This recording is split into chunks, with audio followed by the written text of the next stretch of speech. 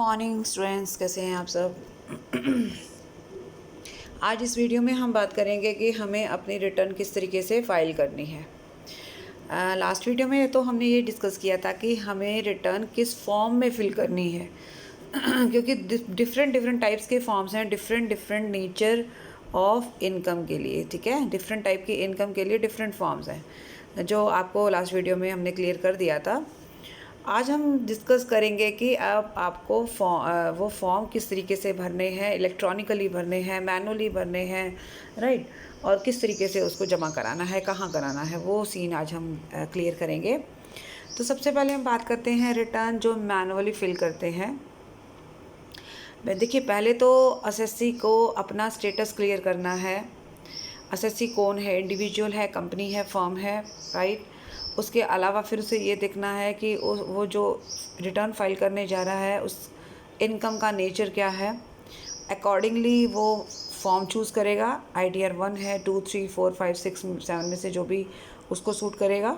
ठीक है, उसके बाद जो है मैनुअली में है कि आप उस फॉर्म को फिल करेंगे, राइट, मैनुअली करेंगे वेरीफाई करके, और उसके बाद आप डिपॉजिट करेंगे इनकम टैक्स ऑफिस में। वहाँ से फिर आपके पास एक्नॉलेजमेंट आ जाएगा। वो आपको एक एक्नॉलेजमेंट फॉर्म पे स्टैम्प लगा कर दे देंगे, जिससे ये क्लियर हो जाएगा कि आपने जो रिटर्न है वो फाइल कर दी है। ये बड़ा इजी प्रोसेस है, लेकिन इजी के साथ साथ कुछ चीज़ें हमें और भी देखनी होती हैं। कुछ केसेस में मैनुअली भरना अलाउड ही नहीं है। जैसे मान लो कंपनी का एग्जांपल लें, कंपनी को हमेशा अपनी जो रिटर्न है वो इलेक्ट्रॉनिकली ही भरनी है। ठीक है, तो हमें इलेक्ट्रॉनिकली रिटर्न को भी भरना देखना है, लेकिन उससे पहले फिर हम अब ये देखेंगे कि पर्सन कौन है और उसके ऊपर क्या कंडीशन लागू हो रही है। इन केस फिर वो कौन सी रिटर्न, किस तरीके से रिटर्न भरेगा। कौन सी का तो क्लियर हो गया, हमने कौन सी का तो हमने बता दिया, ITR 1 भरनी है या 2 भरनी है या 3 या 4। लेकिन अब कैसे भरनी है वो सीन क्लियर कब होगा, जब हम देखेंगे कि पर्सन कौन है और कंडीशन क्या है। तो अगर ये वाला पॉइंट आप इसके अंदर भी डाल सकते थे, ऐसा कुछ नहीं है। वो जो मैंने अलग से बताया है वो एक्चुअली इसी का ही पार्ट है। वो सिर्फ आपको एक अलग से पॉइंट क्लियर कर दिया गया है, अदरवाइज़ ऐसा कुछ नहीं है। मैनर्स में तो आप मैनुअली और इलेक्ट्रॉनिकली दोनों ही देखोगे ना। तो सबसे पहले हम देखेंगे कि पर्सन कौन है। पर्सन अगर इंडिविजुअल है या HUF है। ठीक है, इंडिविजुअल और HUF के लिए हम बात करें। अब यहाँ पे हमने क्या कर दिया है, पर्सन्स की कैटेगरी कर दी है। जैसे यहाँ इंडिविजुअल HUF किया है, फिर आगे हम करेंगे कंपनी, फिर आगे आ रहा है ITR 7 भरने वाले लोग, ITR 5 भरने वाले लोग। इस तरीके से उन्होंने कैटेगरी बना दी है। ठीक है, तो इंडिविजुअल और HUF, ठीक है, इंडिविजुअल और HUF के केस में आपने देखा होगा हम ITR 1 भी भर सकते हैं, 2 भी भरते हैं, 3 भी भर सकते हैं, 4 भी भर सकते हैं, राइट। तो ITR 1, 2, 3, 4 इंडिविजुअल और HUF में लागू होता है, राइट। ITR 1 को हम सहज कहेंगे, ITR 4 को हम सुगम भी कह सकते हैं। ठीक है, तो इसका मतलब 4 ITR का तो क्लैरिटी यही हो जाएगी ना हमारी। आ जाइए इसमें देखते हैं। अब इसमें ना कंडीशन हमने क्लियर की है। यहाँ हमने इंडिविजुअल और HUF लिख दिया, लेकिन हमने कंडीशन लगा दी कि अगर आप A में आते हो, A में लाई करते हो या B में करते हो। इसके अलावा और भी कंडीशन है आगे। सबसे पहले है कि अगर आपके अकाउंट्स अंडर सेक्शन 44AB में ऑडिट होते हैं। मान लीजिए एक इंडिविजुअल बिजनेसमैन है और उसके अकाउंट्स ऑडिट होते हैं। डिपेंड करता है ना कि वो क्या काम करता है और उसका हेड ऑफ इनकम क्या है। तो कई इनकम का नेचर ऐसा होता है कि हमें ऑडिट कराना कंपलसरी है। ठीक है, तो उस केस में अगर हमारे अकाउंट्स ऑडिट होते हैं तो सीधा आपने यहाँ देखना है कि अब हमें और कोई ऑप्शन नहीं मिला हुआ, सिर्फ हमें इलेक्ट्रॉनिकली ही भरनी है और डिजिटल सिग्नेचर के साथ। ये मैं चीज़ें थोड़ी सी बाद में क्लियर करूँगी, पहले सिर्फ आप एक बार नाम समझ लीजिए हैं। और मैं क्योंकि इसके ऊपर जोर दे रही हूँ, इलेक्ट्रॉनिकली अंडर डिजिटल सिग्नेचर। तो एक तो होता है कि आप इलेक्ट्रॉनिकली आप कोई भी डॉक्यूमेंट फिल करते हैं, फिर उसका प्रिंट आउट निकाल कर आप उसके ऊपर साइन करें, एक वो तरीका है। एक है डिजिटल सिग्नेचर का, जिसमें इलेक्ट्रॉनिक डॉक्यूमेंट पर इलेक्ट्रॉनिकली ही आप सिग्नेचर करेंगे। ठीक है, उसके लिए एक प्रॉपर प्रोसीजर फॉलो किया जाता है डिजिटल सिग्नेचर के लिए। तो बाकायदा एक इंस्ट्रूमेंट आएगा जो हेल्प करेगा आपकी डिजिटल सिग्नेचर के लिए। उसके बारे में अभी मैं थोड़ा और ज़्यादा डिटेल में नहीं जा पाऊँगी, क्योंकि फिर सारा वीडियो हमारा इस डिजिटल सिग्नेचर पे ही फोकस हो जाएगा। सिर्फ आपको इतना ध्यान रखना है कि अगर आपके अकाउंट्स ऑडिट होने हैं या होते हैं या हुए हैं, then you will have to fill your ITR electronically under digital signature. Normal signature से काम नहीं चलेगा। ओके। दूसरी बात, बी में आ जाए। अगर एक इंडिविजुअल जो सुपर सीनियर सिटीज़न है और रेजिडेंट भी है, 3 बातें हो गई, इंडिविजुअल और रेजिडेंट होना चाहिए, सुपर सीनियर सिटीज़न होना चाहिए, एट द एज ऑफ 80 और मोर देन 80 है, ठीक है। और वो ITR 1 या ITR 4 दोनों में से अगर कोई भरता है तो यहाँ उसने क्लियर कर लिया है, who furnishes the return in ITR 1 और ITR फॉर्म, यानी कि सहज या सुगम। ठीक हो गया। तो यहाँ आ जाइए, ये सिर्फ सुपर सीनियर सिटीज़न के लिए है।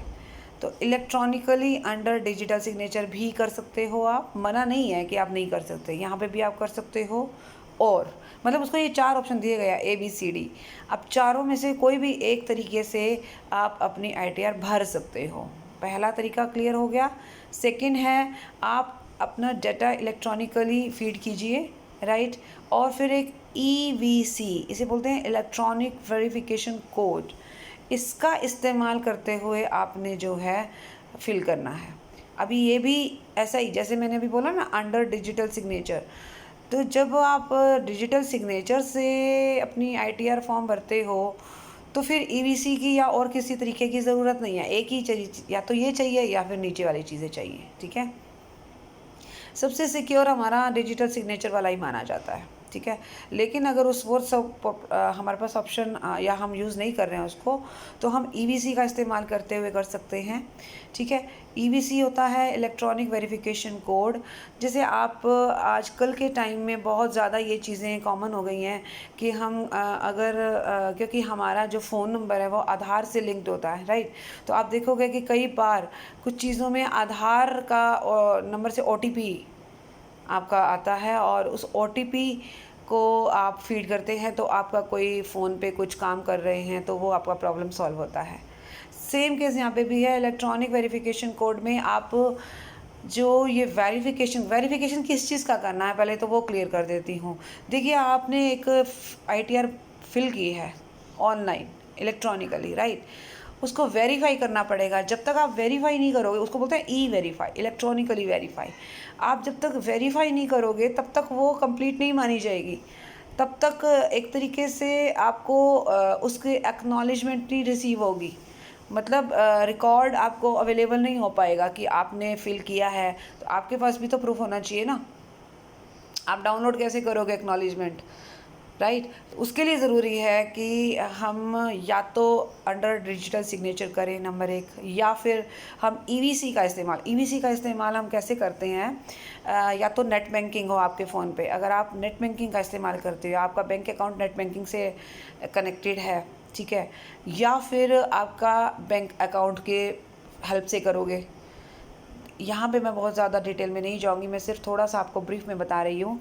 जो EVC का इस्तेमाल होता है वो 3 तरीके से होता है, या EVC के ज़रिए आप जो अपनी ITR फिल करते हो वो 3 तरीके से करते हो। या तो नेट बैंकिंग का इस्तेमाल करते हैं, या हम अपने बैंक अकाउंट का इस्तेमाल करते हैं, और या फिर हम अपने डीमेट अकाउंट का इस्तेमाल करते हैं। डीमेट अकाउंट होता है जो अकाउंट हम शेयर्स या सिक्योरिटीज़ के ट्रांजैक्शन के लिए, जो ऑनलाइन ट्रेडिंग करते हैं हम शेयर्स एंड सिक्योरिटीज़ का, उसके लिए हमें डीमेट अकाउंट खोलना कंपलसरी है। तो अगर आपके पास डीमेट अकाउंट है, राइट, या फिर बैंक अकाउंट तो ऑलमोस्ट ऑब्वियसली सभी के पास ही होगा, और या फिर आप नेट बैंकिंग का इस्तेमाल करते हैं, इन तीनों का ऑप्शन आप ले सकते हो EVC जनरेट करने के लिए। इलेक्ट्रॉनिक वेरिफिकेशन कोड जनरेट करने के लिए आपको इन तीनों में से कोई एक ऑप्शन पे जाना होगा, उससे आपका EVC जनरेट होगा। वो आप वहाँ ऑनलाइन जब आप फॉर्म फिल कर रहे हैं तो लास्ट में E-वेरिफिकेशन करने के लिए आप उसको फिल करेंगे ना, उस कोड को, एंड देन आपका E-वेरिफिकेशन सक्सेसफुल हो जाएगा, ठीक है।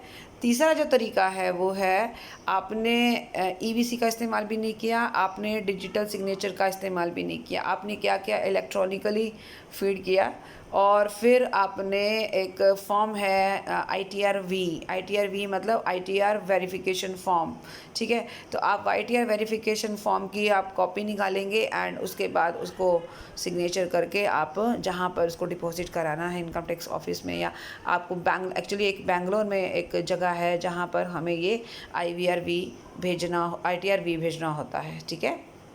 लास्ट में आ रहा है हमारा पेपर फॉर्म, तो ये मैनुअली हो गया एक तरह से, ठीक है। तो चारों बातें हो गई क्लियर। पहला है इलेक्ट्रॉनिकली अंडर डिजिटल सिग्नेचर, दूसरा है ईवीसी का इस्तेमाल करके, तीसरा है फॉर्म ITR मतलब इनकम टैक्स रिटर्न और वेरिफिकेशन फॉर्म, ठीक है। ये फॉर्म है एक तरीके से और ये आप सबमिट कराएंगे। और चौथा फिर आ रहा है पेपर फॉर्म में। तो ये चारों ऑप्शन आपको मिल गए हैं। किसको मिले हैं? इंडिविजुअल और सुपर सीनियर सिटीज़न जो रेजिडेंट होना चाहिए और जो ITR-1 या ITR-4 भर रहे हैं। अब जितने बाकी के केसेस बचे हैं इंडिविजुअल और HUF के केस में, उन सबको पहले 3 ऑप्शन मिले हैं। देखिए टोटल ऑप्शन 4 ही हैं हमारे पास, हर जगह पे 4 ही आएंगे, ठीक है। तो किसी को उनमें से एक ऑप्शन अवेलेबल होगा, किसी को 3 भी हो सकते हैं, किसी को चारों भी हो सकते हैं। आपने देखा चारों अवेलेबल सिर्फ उसी इंडिविजुअल को ही हैं जो 80 इयर्स और अबव का है। बाकी कहीं पे भी चारों अवेलेबल नहीं है, 3 अवेलेबल है या फिर एक ही अवेलेबल है। तो अब आपने देखा कि किसी और केस में इंडिविजुअल या HUF के किसी और केस में आपको सिर्फ 3 ही अवेलेबल हैं, फर्स्ट, सेकेंड और थर्ड, जो मैं आपको अभी अभी करवा चुकी हूँ, ठीक है। अब आ जाते हैं दूसरे पार्ट पे। तो पहला पार्ट क्लियर हो गया हमारा, इंडिविजुअल HUF का क्लियर हो गया। दूसरा पार्ट है कंपनी अगर ITR-6 भरती है। तो आपको हम याद दिला दें ITR-6 कौन सी कंपनी भरती है। ITR-6 भरने वाली कंपनी वो है जो सेक्शन 11 की एग्जाम्पशन नहीं लेती है, ठीक है। देखा आपने, ITR-6 कौन भर रही है? जो सेक्शन 11 की एग्जाम्पशन नहीं लेती है, ठीक है। तो वो ITR भरती है 6, इसलिए वो आती है इस कैटेगरी में। और उसके केसेस कोई भी केस हो, जैसे इंडिविजुअल में ना 3 केस थे, कंडीशन 3 थी। कंपनी के केस में कोई कंडीशन नहीं है, सबको एक जैसा माना गया है और इनको इलेक्ट्रॉनिकली ही भरनी है अंडर डिजिटल सिग्नेचर, ठीक है। तो डिजिटल सिग्नेचर का इस्तेमाल करते हुए इन्हें इलेक्ट्रॉनिकली अपना ITR फिल करना होगा। नंबर 3 पे आ जाते हैं, ITR-7 भरने वाले कौन कौन से लोग हैं। एक बार फिर से चले ITR-7 वाले पार्ट पे। ITR-7 हमने देखी थी वो पर्सन जिसमें कंपनीज तो आती है जो 11 का इस्तेमाल नहीं करती, जो 11 के अंदर जो सेक्शन 11 का भी इस्तेमाल करती हैं। ऊपर वाली में तो 11 का इस्तेमाल नहीं करती, लेकिन नीचे वाली में कंपनीज वो भी हैं जो अंडर सेक्शन 11 में एग्जाम्पशन लेती है। प्लस में ये लोग भी हैं section 139 4A 4B 4C 4D। 4A में आते हैं चैरिटेबल ट्रस्ट, ठीक है। 4B में आते हैं पॉलिटिकल पार्टीज़। 4C में और 4D में वो लोग आते हैं जो सेक्शन 10 की एग्जाम्पशन ले रहे हैं। आई बात समझ में? तो इंस्टीट्यूशन भी हो सकते हैं, पर्सन भी हो सकते हैं, कोई भी हो सकता है। पर्सन तो कोई भी हो सकता है, लेकिन हमने वो बात क्लियर कर दी है। इंडिविजुअल और HUF भी पर्सन है, लेकिन उनको हमने पहले ही क्लियर कर दिया है, ठीक है। तो यहाँ पर ये लोग भरते थे कौन सी ITR-7। ITR-7 में सिर्फ पॉलिटिकल पार्टीज़, रिलीजियस या charitable trust, companies taking exemption, जो भी एग्जाम्पशन उनको मिल रही है चाहे वो 11 की हो, और उसके अलावा वो सारे इंस्टीट्यूशंस जो 10 की एग्जाम्पशन ले रहे हैं, और उसके अलावा फिर बाकी और कोई नहीं आता। वापस आ जाऊँ मैं अपने पार्ट पे। चलिए जी, नेक्स्ट हम चल रहे हैं, कहाँ पे थे? हाँ, हम ITR-7 पे थे। ITR-7 में वो कह रहा है कि उसने पॉलिटिकल पार्टी को अलग से मेंशन किया है। पॉलिटिकल पार्टी के लिए तो डिजिटल सिग्नेचर वाला ही कंपल्सरी है, लेकिन बाकी जितने बच गए ना, चैरिटेबल बच गए, कंपनीज बच गई, और भी लोग हैं, तो वो उनको पहले 3 ऑप्शन मिले हैं, ठीक है। जैसे ऊपर पहले 3 ऑप्शन मिले थे, ऐसे ही पहले 3 ऑप्शन मिले। सिर्फ पॉलिटिकल पार्टी को डिजिटल सिग्नेचर अनिवार्य है, लेकिन इनको अनिवार्य नहीं है, कंपल्सरी नहीं है, ये बाकी के दोनों ऑप्शन में से भी कोई एक इस्तेमाल कर सकते हैं। अभी तक हमने देखा, हमने इलेक्ट्रॉनिकली डिजिटल के अभी तक 3 पॉइंट देखे हैं। एक तो कंपनी में आ रहा है सभी केसेस में, दूसरा पॉलिटिकल पार्टी में आ रहा है, तीसरा हमारा ये इंडिविजुअल के बाकी केसेस में आ रहा है, बट ऑप्शन में आ रहा है, ठीक है ना, और चौथा हमने पीछे देखा था। चलिए लास्ट में हम आ रहे हैं ऐसे इंस्टीट्यूशन जो एक तो ऊपर 1, 2, 3 किसी में नहीं आते, प्लस में वो ITR 5 का फॉर्म भरते हैं। अभी हमने ऊपर देखा है इंडिविजुअल HUF पे ITR 1 भी गया, 2 और 3 भी गया, 4 भी गया, ठीक हो गया ना, ठीक है ना। 4 जो है वो फॉर्म भी भरती है, आपको याद हो, 4 जो है वो एक्सक्लूडिंग LLP वाली जो फॉर्म होती है वो भी भरती है 4। आपको ध्यान नहीं होता, मैं आपको याद दिला देती हूँ, ये देख सकते हो। सबसे पहले ऊपर फॉर्म है एक्सक्लूडिंग LLP, ITR 4 भर रही है, लेकिन प्रिजम्पटिव बेसिस वाला सीन है इसका, ठीक है। तो बाकी की फॉर्म्स जो है ना वो आपकी यहाँ आएंगी, ठीक है, चाहे वो LLP वाली हो ना हो। और इसके अलावा 1 से 3 का मतलब होता है ये ऊपर जो इंडिविजुअल वाला पॉइंट किया, कंपनी वाला किया और ITR 7 वाले लोग किए। उसके अलावा जो लोग बच गए हैं वो सारे के सारे बेचारे कहाँ जाएंगे, उनके लिए तो कोई और फॉर्म बचा ही नहीं। ITR 7 ऊपर कर लिया, 6 ऊपर कर लिया, 1 से लेकर 4 तक ऊपर कर लिए, ठीक है। तो रह क्या गया, ITR 5 रह गया। 5 भरने वाले लोग इधर आ गए। ये है अगर उनके अकाउंट्स ऑडिट होते हैं तो याद रखना, जब भी कोई पर्सन के अकाउंट्स ऑडिट होंगे तो उसको इलेक्ट्रॉनिकली अंडर डिजिटल सिग्नेचर ही भरना है। और अगर बाकी के केसेस हैं तो फिर पहले 3 ऑप्शन मिले हैं, ठीक है। पहले 3 ऑप्शन तो ऑलमोस्ट सभी को मिल गए हैं, लेकिन कंपनी के केस में, पॉलिटिकल पार्टी के केस में और ऑडिट के केस में, राइट, समझ में आई बात, तो आपको इलेक्ट्रॉनिकली ही भरना है अंडर डिजिटल सिग्नेचर। इलेक्ट्रॉनिकली तो आप यहाँ पे भी भर रहे हो, ABC में भी भर रहे हो, मतलब B और C में भी भर रहे हो, बट डिजिटल सिग्नेचर का इस्तेमाल कहाँ कर रहे हो आप, उसमें तो सिर्फ आप AB कर रहे हो ना। तो ये ध्यान में रखना है आपको। तो बड़ा आसान सा तरीका था इसको लर्न करने का, बट आपको सिर्फ इतना समझना है इनका मतलब क्या है। इनको रटने की ज़रूरत नहीं है, आपको थोड़ी सी समझ होनी चाहिए इन चीज़ों की। कोई भी चीज़ अगर आप रट्टा मार के करोगे तो आप बहुत जल्दी भूल जाओगे और आपके कॉन्सेप्ट्स भी क्लियर नहीं होंगे।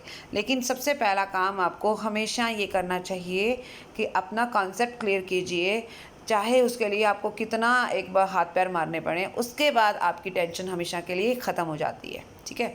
यहाँ तक हमारा बात क्लियर हो गई। हमने ये देखा कि ITR तो हमने डिसाइड कर ली कि हमने कौन सी फिल करनी है, अब कैसे करनी है वो डिसाइड किया हमने। यहाँ तक बात क्लियर है।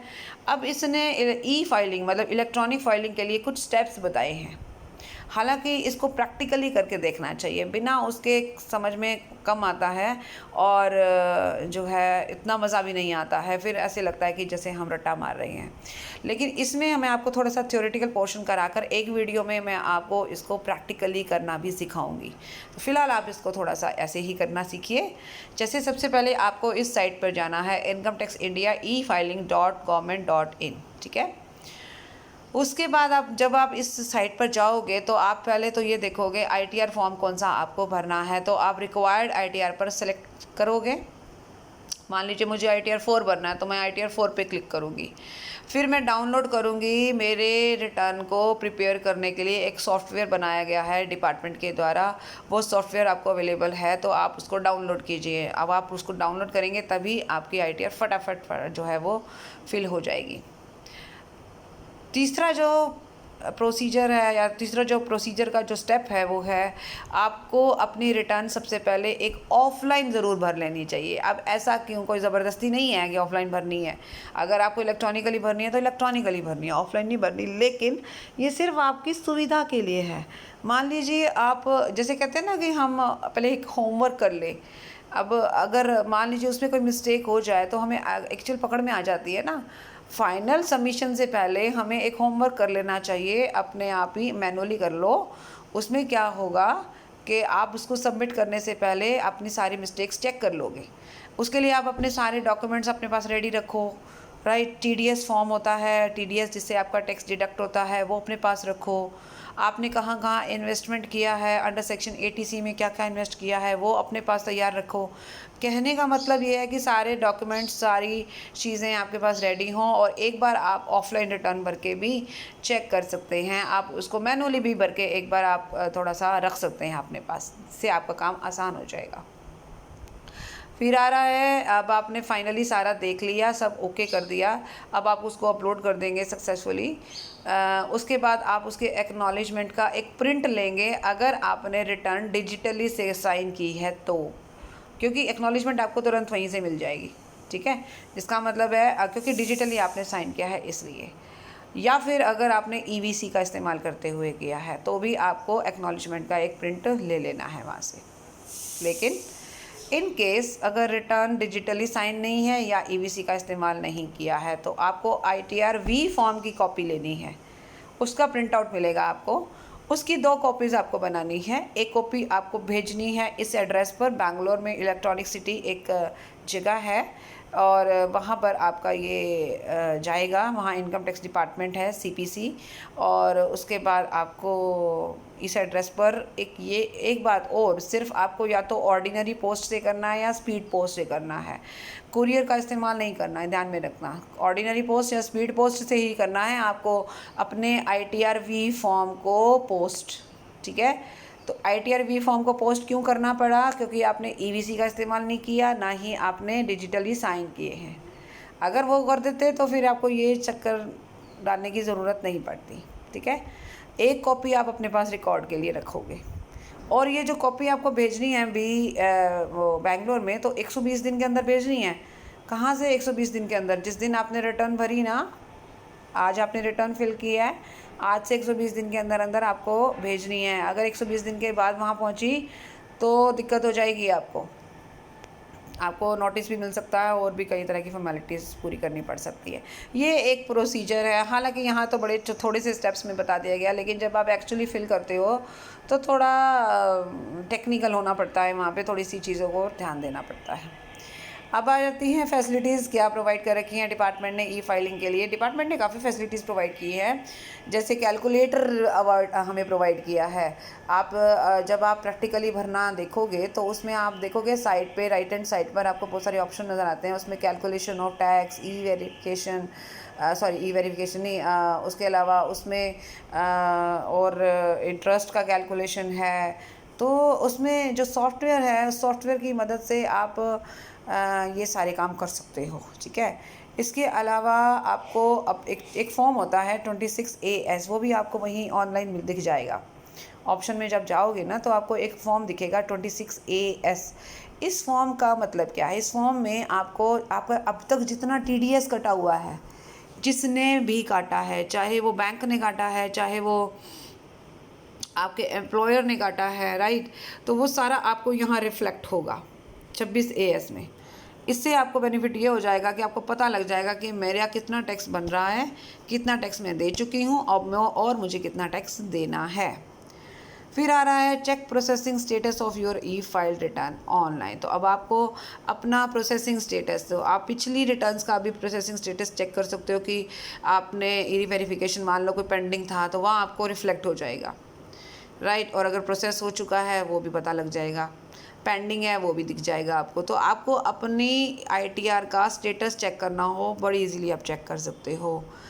Refund, get refund through refund banker scheme. तो रिफ़ंड भी आपका उसी में एक सिस्टम है जिसमें अगर आपका मान लीजिए कोई रिफ़ंड बनता है, आपने TDS ज़्यादा कटवा दिया है और आपका एक्चुअल अमाउंट ऑफ टैक्स जो है वो कम था, तो आपका रिफ़ंड जनरेट होगा। तो रिफ़ंड के लिए भी वहाँ जब आप ITR फिल करते हैं तो ऑप्शन दिए जाते हैं बैंक का कि आपको रिफ़ंड किस बैंक अकाउंट में चाहिए, वो सारी चीज़ें भी आपको अवेलेबल हैं। तो बहुत सारे फ़ायदे हैं इलेक्ट्रॉनिकली भरने के। विदिन, अगर आप फेमिलियर हो उस चीज़ से, तो विदिन 5 और 10 मिनट्स आप ITR भर सकते हो ऑनलाइन, और वो कन्वीनियंट भी रहेगा, वो पेपरलेस भी है, टाइम कंज्यूमिंग भी नहीं है, आपका डेटा स्टोर भी रहेगा। और डिजिटल साइन जैसे आप करते हो तो फिर आपको किसी को पोस्ट करने की भी ज़रूरत नहीं है। तो ये बहुत सारे बेनिफिट्स हैं E-फाइलिंग के। एक्यूरेसी भी है, फास्ट भी है, आपको टैक्स कैलकुलेट करने की ज़रूरत नहीं है, उसके लिए आपके पास टैक्स कैलकुलेटर है, अवेलेबल है। कोई एरर है तो वो उसी टाइम आपको रिफ्लेक्ट हो जाएगी, राइट। तो ये बहुत सारे बेनिफिट्स हैं ई फाइलिंग के, तो ई फाइलिंग का ऑप्शन ही चूज़ करना चाहिए। उससे क्या होता है कि हमारे रिटर्न में जो एक अथेंटिसिटी भी बनी रहती है और कन्वीनियंट भी रहता है हमारे लिए। ठीक है, तो इस वीडियो में इतना ही। नेक्स्ट वीडियो में हम आगे की बात करेंगे। Thank you so much, bye bye, take care.